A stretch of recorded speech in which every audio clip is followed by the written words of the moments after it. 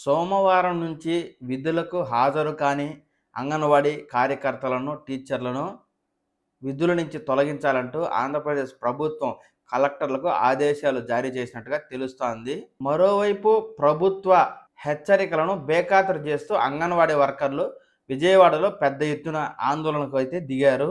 ఎక్కడికక్కడ పోలీసులు అడ్డుకుంటున్నప్పటికీ వివిధ జిల్లాల నుంచి రాష్ట్ర వ్యాప్తంగా వచ్చిన అంగన్వాడీ వర్కర్లు పెద్ద ఎత్తున నిరసనకు దిగుతున్నారు.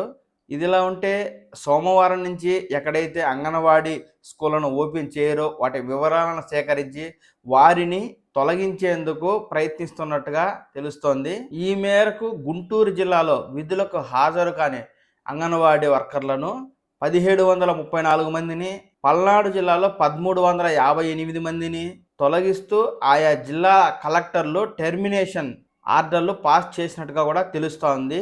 ఇప్పటికే రాష్ట్ర వ్యాప్తంగా 80,000 మంది వర్కర్లను తొలగించడానికి ఉత్తర్వులను సిద్ధం చేసినట్టుగా కూడా తెలుస్తూ ఉంది. ప్రభుత్వం హాజరు కాని వర్కర్లను తొలగిస్తూ ఉత్తర్వులు జారీ చేస్తున్న నేపథ్యంలో 24వ తేదీన రాష్ట్ర బంద్కు అంగన్వాడీ వర్కర్లు పిలుపునిచ్చినట్టుగా తెలుస్తోంది. ప్రభుత్వం ఎంత హెచ్చరించినప్పటికీ కూడా సమ్మె కొనసాగి తీరుతుందని అంగన్వాడీ వర్కర్లు ప్రభుత్వానికి తిరిగి హెచ్చరికలు జారీ చేస్తున్నారు.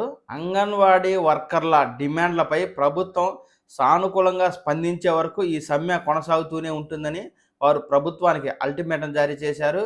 ఈ మేరకు anganwadi workers and helpers union రాష్ట్ర కార్యదర్శి కె సుబ్బారావమ్మ మీడియాతో మాట్లాడుతున్నారు. అంగన్వాడీ వర్కర్లతో ప్రభుత్వం మొదటి నుంచి సానుకూల ధోరణి లేదని, ఎప్పుడు చర్చలకు పిలిచినా బెదిరింపు ధోరణితోనే ప్రభుత్వం ఉందని కూడా ఆమె మీడియా ముందు వాపోయారు. ఎస్మా పేరుతో భయపెట్టాలని చూశారని, ఇప్పుడు తొలగిస్తూ ఆర్డర్లు ఇస్తూ మరింత భయపెట్టాలని చూస్తున్నారని కూడా ఆమె అన్నారు. మేము గౌరవ వేతనంతో పని చేస్తున్నామని, మాకు ఎస్మా పని చేయదని ఈ మాత్రం స్పృహ కూడా ప్రభుత్వానికి లేదా అంటూ ఆమె ప్రభుత్వాన్ని విమర్శిస్తూ వ్యాఖ్యలు చేయడం గమనార్హం. అంగన్వాడీలు తలపెట్టిన రాష్ట్ర బంద్ను విచ్ఛిన్నం చేయడానికే ఈ యొక్క టెర్మినేషన్ ఆర్డర్లను పాస్ చేస్తున్నారు తప్ప ప్రభుత్వానికి అయితే అటువంటి అధికారం లేదని తెలియజేస్తుంది ఆమె. ఇదిలా ఉంటే రాష్ట్రంలోని ప్రతిపక్షాలు అంగన్వాడీలకు అండగా నిలుస్తున్నాయి. న్యాయపరమైన డిమాండ్లకు ప్రభుత్వం నెరవేర్చకుండా వారిని అణచివేస్తుందని, ఇది దుర్మార్గపు చర్య అంటూ ప్రతిపక్షాలు ప్రభుత్వంపై దుమ్మెత్తి పోస్తుండగా, కొందరు న్యాయవాదులు ఈ